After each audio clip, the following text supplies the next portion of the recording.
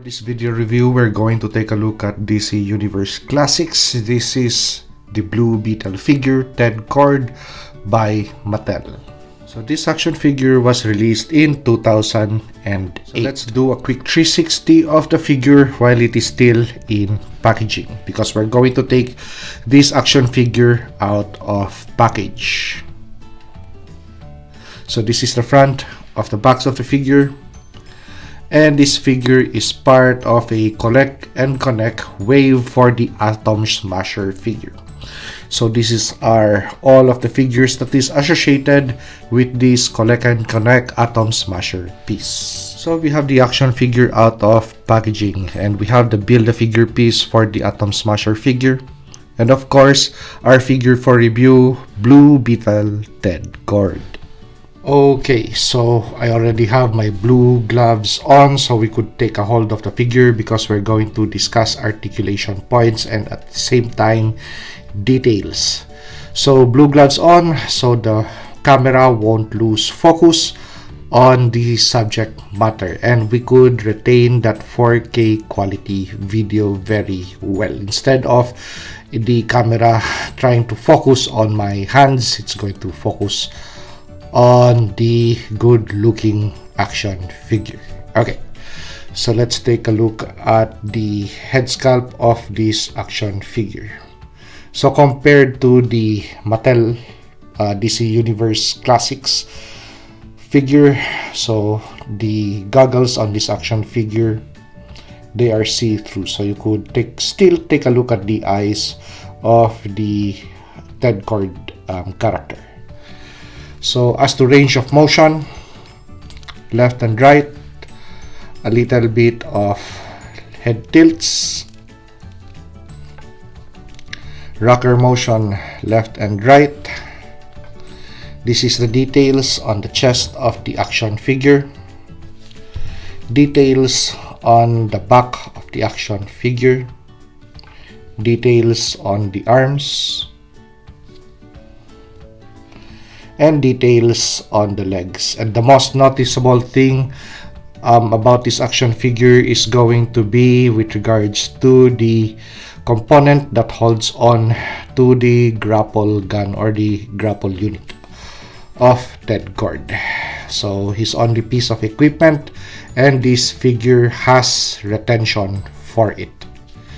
Okay, so let's discuss articulation points once again. So let's move to the body articulation points. So as for tilts forward, tilts backward, sideways motion,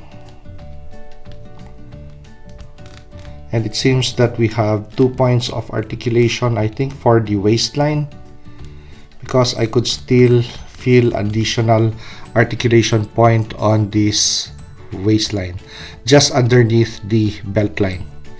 Okay, so 360 for the arms. We have a bicep cut for rotation of the bicep, single articulation point for the elbow. We don't have a hinge for the hands, but we have rotation, and both handsets on this action figure are accessory holding hands, so the figure could hold on to the grapple unit either on the right hand or the left hand. So let's move towards the leg articulation. So for leg articulation, forward kicks, backward kicks, side kicks, and thigh rotation.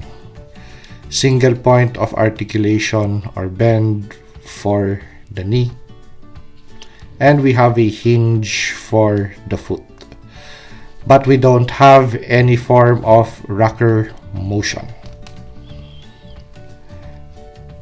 So for articulation points, details, and everything considered, compared of course to a DC Multiverse by McFarlane Toys, the articulation points of course We don't have any double joint systems for the elbows and the knees, but with regards to articulation, this guy is still a nicely articulating figure. Plus, all of the materials on this action figure is 100% plastic. But with regards to Mattel DC Multiverse by McFarlane, it's a combination of hard material and soft rubbery material. So let's bring in the other 10-cord action figure we just reviewed. So we have a Back to the Future moment over here. So let's take a really nice comparison between these two action figures. Well, of course, the color scheme is going to be different, but they sport the same blue and dark blue and light blue color combination, and yellow for the goggles and yellow for the belt buckle. So let's take a look at the backs of the action figure.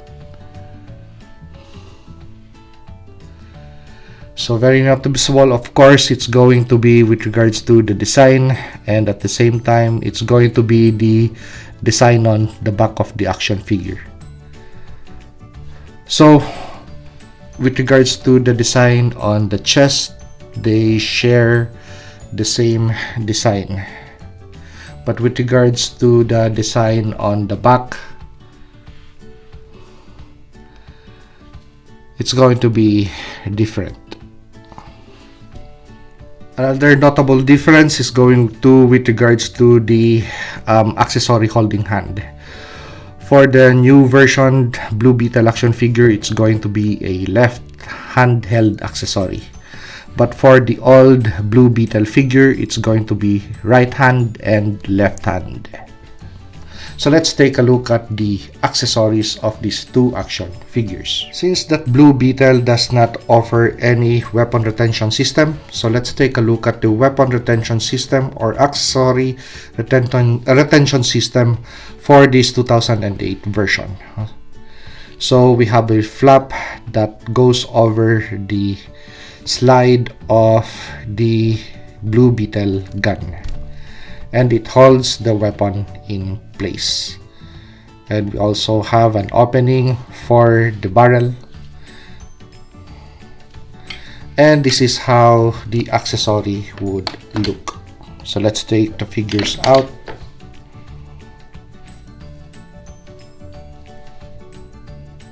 And let's take in the McFarlane produced Blue Beetle grapple gun.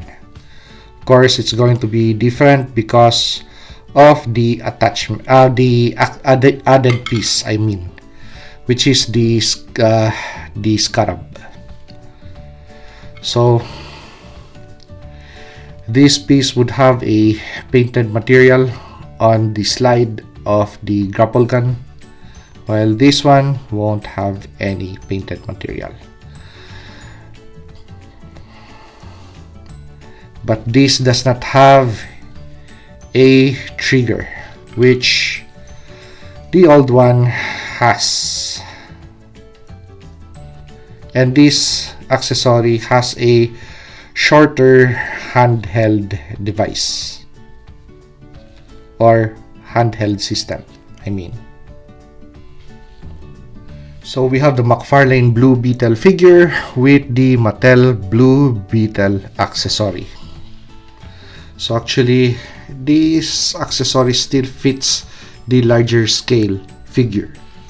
So we have the Mattel Blue Beetle with the McFarlane Blue Beetle accessory. So reverse situation, but still the accessory still fits this older figure. So in this video review, it is evidence that old figures are still as cool as the new guys on the block. So if you like this video, like, comment, and subscribe to help me grow my channel. And see you on the next custom action figure or stock action figure review.